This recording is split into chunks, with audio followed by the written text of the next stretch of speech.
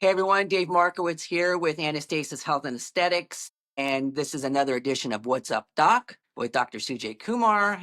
And Dr. Kumar, how are you today on this great Wednesday? Better than phenomenal. Thank you for asking. How are you? I'm doing great. We are going to get into more topics on the peptide discussions that we've had in the past, and we've discussed peptides going back since we do peptides in our clinic and at Anastasis Health. And I want to briefly go into peptides that are regarding growth hormone for men, for women. What are the differences? How you take the peptides, where you're doing it either by injectables or by orally. So can you get into a little bit about the growth hormone type of peptides that we offer and we educate our clients on?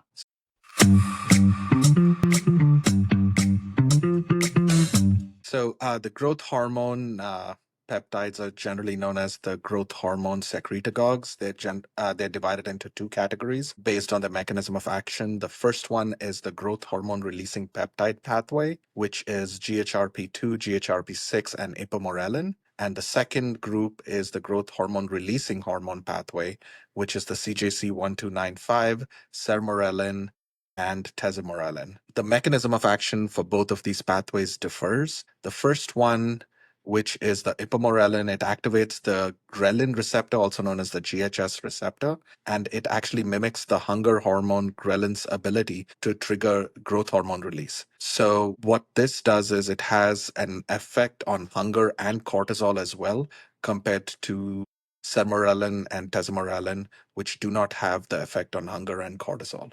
The second group of growth hormone secretagogues are the CJC129, sermorelin, and tesamorelin.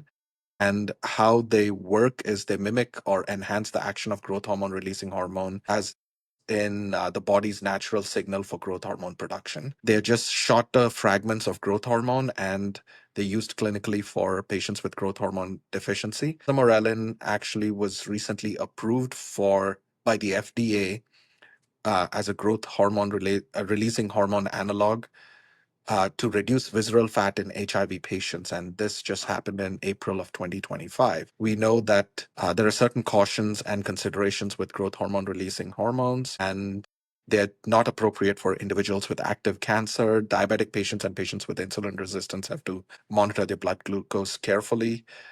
Uh, the best use is you need to use these medications subcutaneously before sleep or fasting, trying to mimic that. There are a few places that are doing these growth hormones orally, but as of now, because these are small peptides that are less than 50 amino acids long, they can be destroyed in the stomach. That is going to happen in the future when you can take this orally, but as of now, you have to take this subcutaneously. So what you're saying is we cannot take it. It's beneficial not to do it orally, beneficial to do it sub-Q.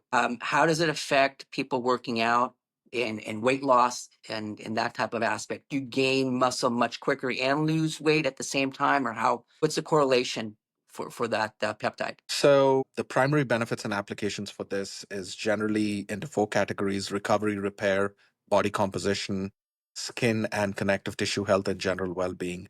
When it comes to recovery and repair, it enhances tissue healing after injury, accelerated recovery from exercise, it improves sleep quality. With regards to body composition, it helps preserve or increase lean muscle mass, reduction in body fat, particularly visceral fat, which is what the tesamorelin was approved for, especially in HIV patients. So we know that this is an FDA approved medication, but people who use peptides use an off label indication for that. With regards to skin and connective tissue health, it increases collagen production, improves skin elasticity and thickness, enhances joint and connective tissue integrity. With regards to general well-being, it increases energy and vitality, improves exercise capacity, and enhanced sense of well-being. So overall, it's a great peptide to use if you're trying to get back into shape, lose weight, and gain muscle at the same time. And quick recovery is what you're saying. Oh, and overall, a really, really good way of increasing muscle mass based on the growth hormone in the peptide that we're talking about. Yes, especially patients who are working out will benefit by stacking the peptides. You want peptides that help with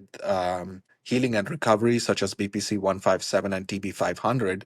But when you stack the ipamorelin or the sermorelin on top of that, they actually help improve the outcomes even more. The good thing about ipamorelin is it has an effect on hunger and cortisol as well, although it's minimal compared to the GHRP2 and 6.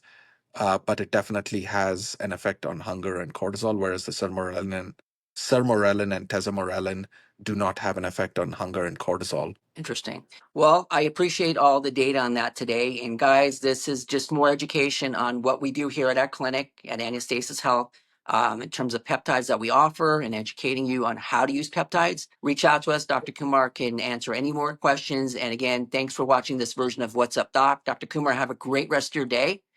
And we will see you next week. Thank you. Have a good day, guys. Bye bye. Bye.